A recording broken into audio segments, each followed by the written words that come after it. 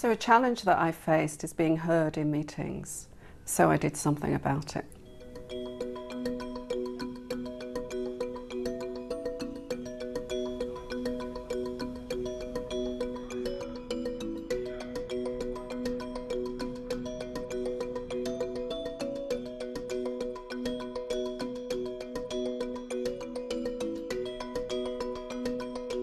I always remember a particular meeting where the manager came up to me afterwards and said, "Well done, it was great to hear from you."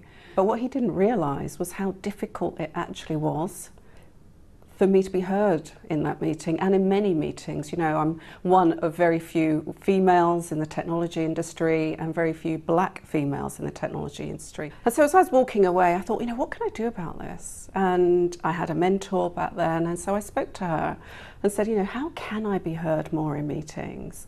And she said, one of the things we can do is you could ask your manager to help you, to create the space for you so you can be heard. Her and we got hold of the agenda for the next upcoming meeting. I went to him and I actually asked him to create the space around that particular agenda topic for me to be heard, which is exactly what he did. So he paused the meeting, said, "Let's hear from Pam on this topic."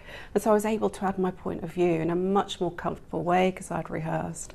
And that's a piece of advice that I still give people today. If you're self-conscious about being heard in meetings, prepare by getting hold of the agenda.